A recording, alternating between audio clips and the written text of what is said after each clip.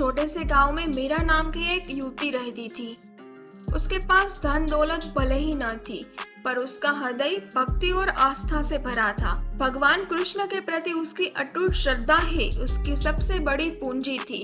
गांव के लोग उसे भोली भाली समझते थे, पर मीरा के लिए उसकी भक्ति ही जीवन का आधार थी।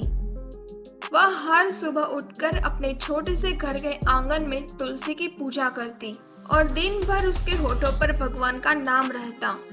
उसकी आंखों में एक अजीब सी चमक थी जो उसकी आंतरिक शांति और विश्वास को दिखाती थी। मीरा का जीवन सादगी और संतोष का प्रतीक था। मीरा का दिन सुबह ही पहली किरण के साथ शुरू होता था। वह घर के काम निपटाती, खेतों में अपने परिवार की मदद करती और फिर भी भजन कीर्तन के लिए समय निकाल लेती। उसकी मधुर आवाज में गाए भजन पूरे गांव में गूंजते थे और कई बार लोग उसके घर के पास रुककर उसे सुनते थे। वह सिर्फ प्रार्थना ही नहीं करती थी, बल्कि हर जीव के प्रति दया और प्रेम का भाव रखती थी। किसी भूखे को भोजन कराना हो या किसी जरूरतमंद की मदद करनी हो, मीरा हमेशा आगे रहती थी। उसकी भक्ति केवल शब्दों में नहीं, बल्कि उसके कर्मों में भी झलकती थी। जीवन में संघर्षों की कमी नहीं थी। एक बार फसल खराब हो गई और उसके छोटे भाई रोहन को बुखार आ गया। गांव के लोग उसे इलाज देते। मीरा सिर्फ पूजा पाठ से क्या होगा, डॉक्टर को दिखाओ और कुछ व्यावहारिक कदम उठाओ। मीरा उनकी बातें सुनती, सिर हिलाती, पर उसका विश्वास अटल था। वो डॉक्टर के पास भी जाती, दवा भी लाती, पर साथ ही भगवान से प्रार्थना करना नहीं छोड़ती। उसे लगता था कि मेहनत और दवा के साथ साथ ईश्वर का आशीर्वाद भी उतना ही जरूरी है। धीरे धीरे गांव के कुछ लोग, खासकर जो खुद को ज्यादा समझदार मानते थे, मीरा का उपहास करने लगे। वे कहते, देखो ये मीरा हर बात में भगवान का नाम लेती है, जैसे भगवान ही सब कुछ कर देंगे। कुछ लोग उसे अंधविश्वासी भी कहते थे। मीरा इन बातों पर ध्यान नहीं देती। उसे पता था कि उसकी आस्था सच्ची है और उसे किसी की स्वीकृति की जरूरत नहीं। वह बस मुस्कुरा देती और अपने काम में लग जाती। उसका धैर्य और शांत स्वभाव कई बार लोगों को हैरान कर देता था। एक साल गांव में भयंकर सूखा पड़ा। फसलें सूख गई, कुएं भी खाली हो गए और तालाबों में दरारें पड़ गई। चारों ओर निराशा का माहौल था। पशु पक्षी पानी के लिए तरस रहे थे और लोगों के चेहरे पर चिंता की लकीरें गहरी होती जा रही थी। मीरा ने हार नहीं मानी। उसने गांव वालों को इकट्ठा किया और भजन कीर्तन का आयोजन किया। वह मानती थी कि इस मुश्किल घड़ी में केवल ईश्वर पर विश्वास ही हमें शक्ति दे सकता है। गांव के मुखिया और कुछ प्रभावशाली लोग मीरा के पास आए। मुखिया ने कठोर स्वर में कहा, मीरा तुम्हारी भक्ति से क्या होगा? पानी तो भगवान ही देंगे, पर हमें भी कुछ करना होगा। ये भजन कीर्तन बंद करो और पानी के लिए कोई ठोस उपाय सोचो। उन्होंने मीरा की भक्ति को व्यर्थ और समय की बर्बादी बताया। मीरा ने नम्रता से कहा, मुखिया जी, ईश्वर पर विश्वास ही हमें रास्ता दिखाएगा। हमें कोशिश भी करनी चाहिए, पर आस्था नहीं छोड़नी चाहिए। यहाँ तक कि मीरा के अपने परिवार के सदस्य भी दबाव में आ गए। उसका छोटा भाई रोहन, जो उसे बहुत प्यार करता था, उसके पास आया। दीदी, सब लोग तुम्हारा मजाक उड़ा रहे हैं। क्या तुम थोड़ी देर के लिए सब छोड़ नहीं सकती? हमें व्यावहारिक भी होना पड़ेगा। रोहन की आंखों में चिंता थी। मीरा ने उसे गले लगाया और कहा, रोहन, जब सारे रास्ते बंद हो जाते हैं तब केवल आस्था का ही सहारा होता है। तुम चिंता मत करो, सब ठीक हो जाएगा। गांव के सबसे धनी और प्रभावशाली व्यक्ति ठाकुर साहब, जो अपनी कठोरता और नास्तिकता के लिए जाने जाते थे, एक दिन भरी सभा में मीरा को चुनौती दी। मीरा, अगर तुम्हारी भक्ति में इतनी शक्ति है तो एक सप्ताह के भीतर बारिश करवा कर दिखाओ। अगर ऐसा हुआ तो मैं तुम्हें सोने का हार दूंगा, वरना तुम्हें ये गांव छोड़ना होगा। उनकी आवाज में अहंकार और उपहास था। यह सुनकर पूरा गांव सन्न रह गया। मीरा ने बिना किसी हिचकिचाहट के चुनौती स्वीकार कर ली। उसकी आंखों में एक अजीब सी चमक थी जो उसके अटल विश्वास को दर्शा रही थी। गांव वाले दो हिस्सों में बट गए। कुछ को मीरा पर तरस आया, कुछ उसकी हिम्मत पर हैरान थे और कुछ ठाकुर साहब के साथ मिलकर उसका मजाक उड़ा रहे थे। रोहन अपनी दीदी के लिए बहुत चिंतित था। उसने मीरा को फिर समझाने की कोशिश की, पर मीरा का मन अडिग था।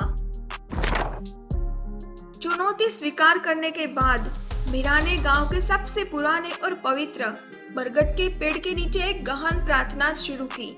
ये वही स्थान था जहां गांव के लोग सदियों से अपनी मनोकामनाएं लेकर आते थे। मीरा ने अन्न जल त्याग दिया और पूरी तरह से भगवान की भक्ति में लीन हो गई। उसकी भक्ति अब केवल उसके लिए नहीं, बल्कि पूरे गांव की आशा बन चुकी थी। उसकी आंखों में केवल भगवान की छवि थी और उसके होठों पर केवल उनका नाम। दिन बीतते गए। सूरज अपनी पूरी तपिश के साथ आसमान में चमक रहा था। आसमान में बादलों का नामो निशान नहीं था। गांव वाले मीरा को उत्सुकता और संदेह के मिश्रण से देखते थे। ठाकुर साहब अपने आदमियों को भेजकर मीरा का मजाक उड़वाते थे ताकि उसका मनोबल टूट जाए, पर मीरा अपनी जगह से टस से मस नहीं हुई। उसकी एकाग्रता ऐसी थी मानो उसे बाहरी दुनिया की कोई खबर ही न हो। अन्न जल त्यागने के कारण मीरा का शरीर कमजोर पड़ गया था, पर उसका मन और भी मजबूत होता जा रहा था। उसे लगा जैसे भगवान कृष्ण स्वयं उसके सामने प्रकट होकर उसे हिम्मत दे रहे हो। वह अपने अंदर एक अद्भुत शक्ति महसूस कर रही थी। यह शक्ति उसे बाहरी दुनिया की कठिनाइयों से लड़ने की प्रेरणा दे रही थी। उसकी भक्ति अब केवल प्रार्थना नहीं, बल्कि एक गहरा संवाद बन चुकी थी।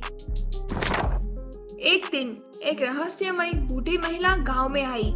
वह एक साध्वी जैसी दिखती थी, जिसने अपनी जिंदगी पहाड़ों और जंगलों में बिताई थी। उसने मीरा को दूर से देखा, उसकी भक्ति और तपस्या को समझा। फिर वह धीरे धीरे मीरा के पास आई। उसके चेहरे पर एक गहरी शांति और ज्ञान की चमक थी। गांव वालों ने उसे कभी पहले नहीं देखा था और वे हैरान थे कि वह कहां से आई है।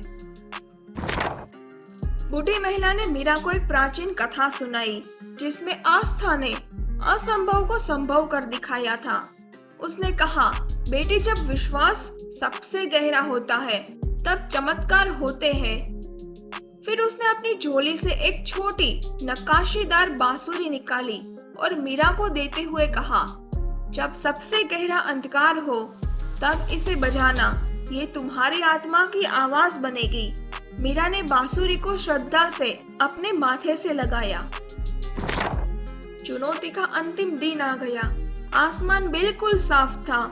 नीले आकाश में एक भी बादल नहीं था। ठाकुर साहब और गांव के सैकड़ों लोग बरगद के पेड़ के पास इकट्ठा हो गए थे मीरा की हार देखने के लिए। रोहन का दिल जोरों से धड़क रहा था। उसे अपनी दीदी के लिए बहुत डर लग रहा था। चारों ओर सन्नाटा था, केवल हवा की सरसराहट सुनाई दे रही थी। हर कोई एक चमत्कार की उम्मीद कर रहा था, पर कोई भी उसे सच नहीं मान रहा था। ठाकुर साहब ने मुस्कुराते हुए घोषणा की, मीरा हार गई है, अब उसे ये गांव छोड़ना होगा। उनके आदमियों ने मीरा को वहां से हटाने के लिए कदम बढ़ाए। गांव वालों में निराशा की लहर दौड़ गई। कई लोगों की आंखों में आंसू आ गए। उन्हें लगा कि मीरा की भक्ति का कोई मोल नहीं था। रोहन अपनी दीदी की ओर भागा, उसे रोकने की कोशिश कर रहा था। तभी मीरा को बूढ़ी महिला के शब्द याद आए, जब सबसे गहरा अंधकार हो तब इसे बजाना। उसने कांपते हाथों से वह छोटी बांसुरी उठाई और अपने होठों से लगाई। उसकी आंखों में एक नई चमक थी जो उसके अटल विश्वास को दर्शा रही थी। ये उसकी अंतिम आशा थी और उसने अपनी सारी शक्ति उस एक पल में लगा दी। गांव वाले हैरान थे कि वह क्या करने वाली है। एक मधुर हृदय स्पर्शी धुन हवा में गूंज उठी। ये सिर्फ एक बांसुरी की धुन नहीं थी, ये मीरा की आत्मा की पुकार थी, उसकी अटूट भक्ति का संगीत था। धुन इतनी गहरी और भावुक थी कि हर किसी के दिल को छू गई। लोगों की आंखों में आंसू आ गए। ये धुन निराशा को आशा में बदल रही थी, संदेह को विश्वास में। हर कोई मंत्र मुग्ध होकर उसे सुन रहा था।